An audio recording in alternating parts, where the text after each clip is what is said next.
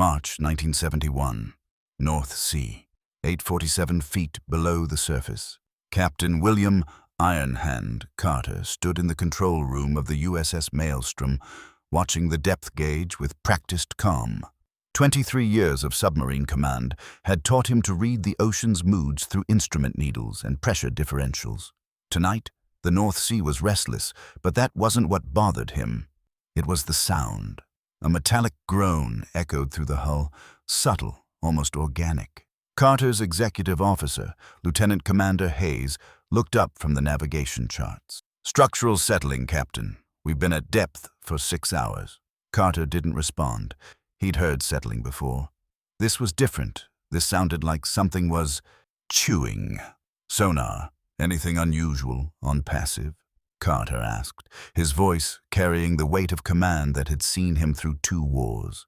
Petty Officer Chen adjusted his headset, his young face illuminated by the green glow of the sonar display. "Negative, sir. No contacts within 15 miles. Biologics are minimal. Water temperature is—" He stopped. His hands moved across the controls. "Sir, I'm getting something. Not a contact. It's acoustic feedback. Inside the hull." Hayes stepped closer to Carter. "Inside? That's impossible. The sonar can't—" Another groan, louder this time, coming from the aft compartment. Carter's jaw tightened. "Hayes, take a damage control team to engineering. Full inspection. I want to know what's making that noise." He paused, listening to the ocean press against 8 inches of HY-80 steel. "And Hayes, be thorough." 15 minutes later, the intercom crackled. Hayes's voice came through, but something in its tone made every man in the control room stop what they were doing.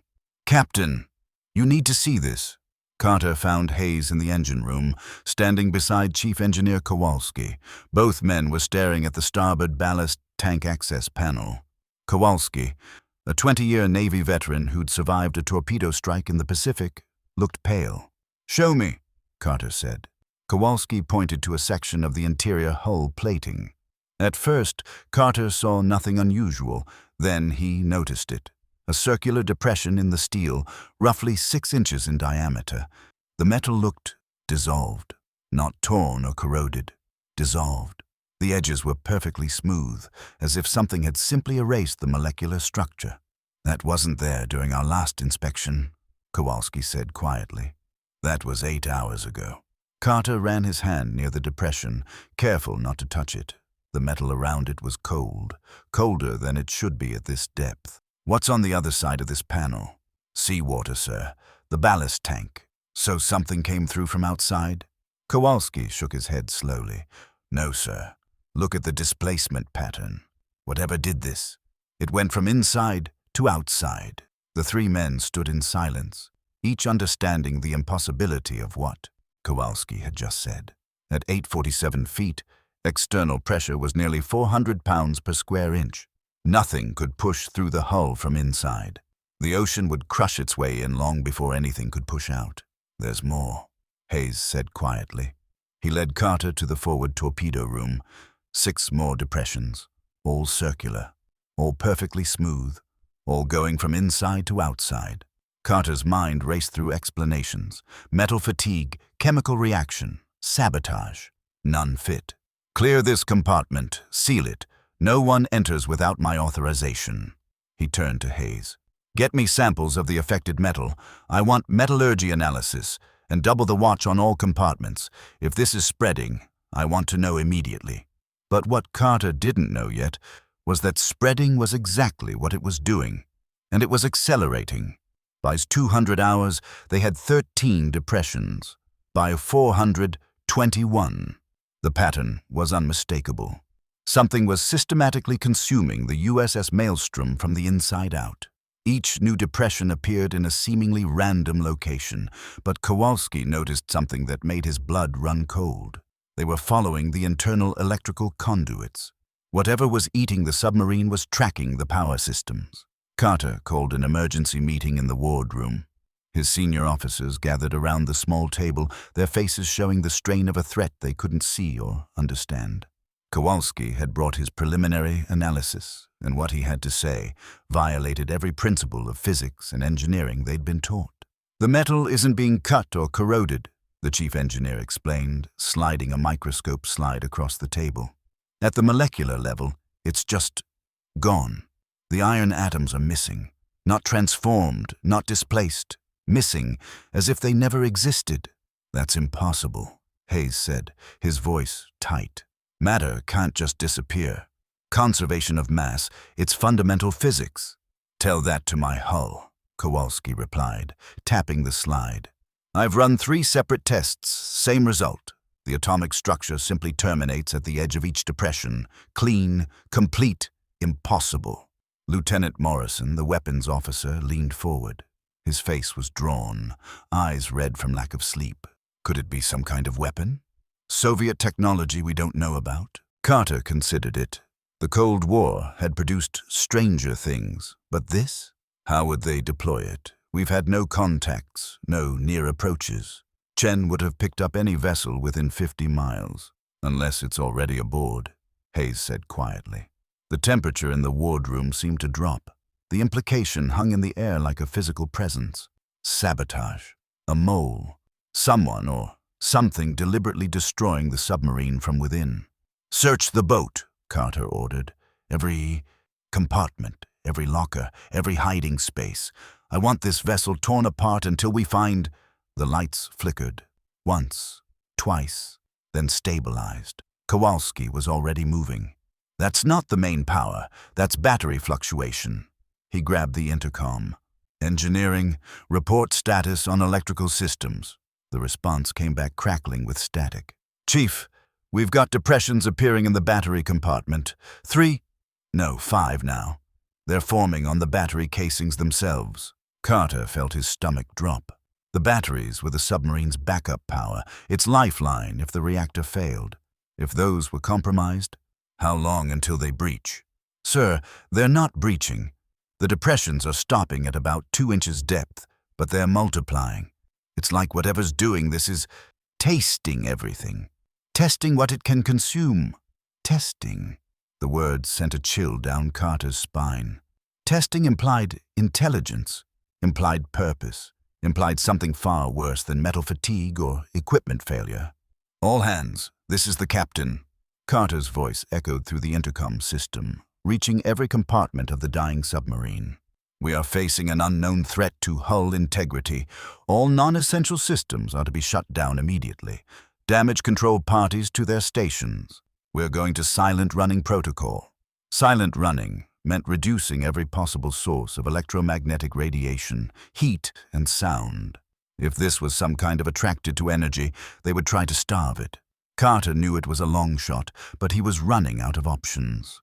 The maelstrom went dark and quiet. Emergency lighting only. Reactor operating at minimal levels. Every non-critical system powered down. In the eerie red glow, the submarine felt less like a warship and more like a tomb. For 30 minutes, they waited. Carter stood in the control room, watching, listening, hoping that silence would save them. Around him, his crew maintained their posts with the discipline of trained professionals, but he could see the fear in their eyes. They were submariners. They'd trained for torpedo attacks, depth charge runs, equipment casualties. Not this. Not an invisible force that ate steel and violated the laws of physics. "Captain," Chen's voice was barely a whisper. "Sonar contact, bearing 045, range." "Range, impossible." Carter moved to the sonar station. "Impossible how?" "Sir, the contact is showing as inside the hull. Multiple contacts, moving, but that can't be right. Sonar doesn't work through steel. It shouldn't be able to—" "Show me." Chen adjusted the display. Green dots appeared on the screen, clustered throughout the submarine's outline. They moved slowly, methodically, like insects crawling through the walls. As Carter watched, one of the dots stopped near the forward torpedo room. 5 seconds later, the intercom crackled with a report. "New depression, forward torpedo room, exactly where the dot had been." "My God," Hayes breathed. "We can track them." "Them," Carter repeated. The word confirmed what he'd begun to suspect.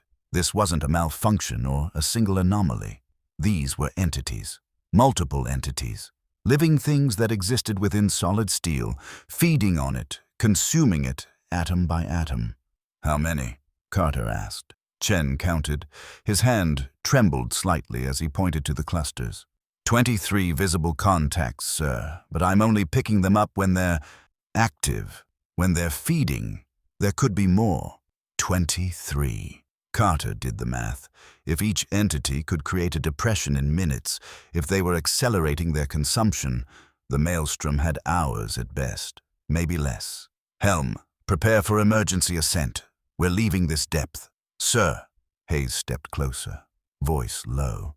"If we surface in Soviet patrol waters, if we stay here, we sink." Carter cut him off.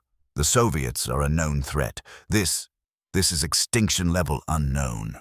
We go up, now." But the ocean had other plans. "Captain!" Kowalski's voice burst through the intercom, high and tight with panic. "Main ballast blow system is compromised. The control lines are full of depressions. We can't get pressure to the tanks." Carter felt the deck shift beneath his feet. The submarine's stern was settling. More depressions must have formed in the aft compartments, adding weight, pulling them down. "Switch to manual override. Blow the tanks by hand if you have to." "Already trying, sir. But the manual valves, they're showing depressions too. Whatever these things are, they're targeting our systems. It's like they know, like they understand how submarines work. Intelligence, purpose, knowledge." Carter's mind reeled.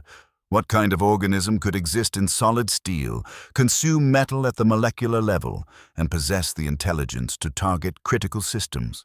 It defied biology, physics, every scientific principle he knew. Engineering. Route all available power to secondary ballast controls. Strip power from life support if you need to. We're getting this boat to the surface one way or another. The next 30 minutes were controlled chaos. Engineers rerouted power cables, bypassing compromised systems. Damage control parties sealed off compartments where depression clusters were heaviest. Carter personally supervised the effort to restore ballast control, working alongside Kowalski to rig a bypass that might give them enough air pressure to start ascending. All the while, the depressions spread. The sonar display showed the green dots multiplying, moving, feeding. The entities were everywhere now, in the hull, in the equipment, in the pipes and cables that kept the maelstrom alive. Chen reported 47 contacts, then 63, then 91. "They're reproducing," Hayes said, staring at the display, "or calling others. Either way, we're out of time." Carter made his decision. "All hands, brace for emergency blow. We're using the reserve high-pressure air, everything we have. If we can't control the ascent, we'll force it." It was a desperate move. Emergency blow systems were designed to rocket a submarine to the surface in seconds, a last resort measure that could save lives but would likely damage the vessel. With the hull already compromised by hundreds of depressions, the stress might tear the maelstrom apart. But staying meant certain death. "On my mark," Carter gripped the emergency blow lever.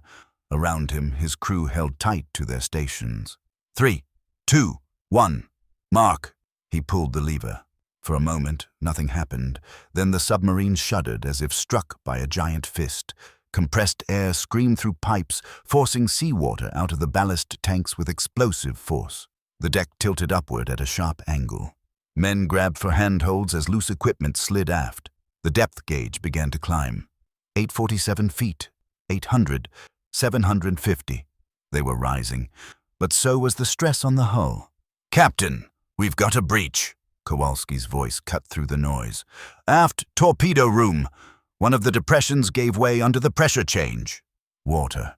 The ocean was coming in. At 700 feet, it came in like a battering ram, flooding the aft compartment in seconds. Carter felt the submarine's stern drop, felt the angle steepen as tons of seawater poured into spaces that should have remained sealed. "Emergency blow forward tanks. Compensate for the aft flooding." More air screamed through pipes. The submarine groaned, a sound like a living creature in pain. 650 feet. 600. They were still rising, but barely. The aft section was filling fast, dragging them back toward the depths. "Second breach," Hayes shouted. "Forward battery compartment." Another rush of water, this time toward the bow. The maelstrom was being torn apart, ocean pouring in through holes that shouldn't exist, holes created by entities that defied explanation. 500 feet. The emergency lighting flickered and died. Darkness swallowed the control room.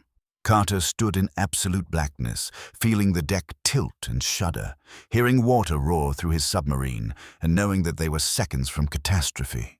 Then light, faint at first, filtering down through 400 feet of ocean. Sunlight, impossible, beautiful sunlight that meant they were close, so close. "Come on," Carter whispered to his dying ship. "Come on, just a little more." 300 feet. The groaning grew louder. The hull was flexing, bending, reaching the limits of what steel could endure. More depressions were forming. Carter could hear them, feel them through the deck plating.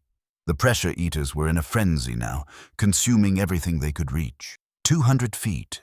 The stern breach must have widened. The aft section was completely flooded. The submarine was nearly vertical now, bow pointing skyward, stern dragging like an anchor. 100 feet. Carter could see waves above. Them through the periscope, could see clouds and sky and the promise of air. "Almost there," he said, though he wasn't sure if he was talking to his crew or to himself. 50 feet. The hull shrieked, metal tearing, something critical giving way. Carter braced for the final breach, the one that would sink them just meters from salvation. But the USS Maelstrom broke the surface with a violence that threw men to the deck. Water cascaded off the hull. The forward hatch burst open, and cold North Sea air rushed in, the sweetest air Carter had ever tasted. "Abandon ship!" His order echoed through what remained of the dying submarine.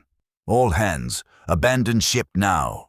Men poured out of the hatches, helping the injured, moving with disciplined urgency. Life rafts deployed into the rough sea. The ocean was cold and angry, but it was survivable. Better than what waited below.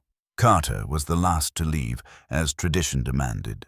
He stood on the conning tower as the maelstrom settled lower in the water, watching the depressions continue to appear on the exposed hull. In daylight, he could see them clearly now, dozens, hundreds of perfect circles eating through his submarine. And then he saw something that would haunt him forever. In one of the larger depressions, something moved, just for an instant. A shimmer, like heat haze, but cold, a suggestion of form without substance. There and gone. The pressure eaters weren't just consuming the maelstrom. They were leaving, finding new hunting grounds. Hayes appeared beside him. "Sir, we need to go. She's going down." Together, they climbed down to the last life raft. As they pushed away, Carter kept his eyes on his submarine. She slipped beneath the waves, stern first, the forward section rising one final time as if in salute. Then she was gone, all hands accounted for. No fatalities, but Carter knew the truth. The pressure eaters were still out there, still hungry, still waiting.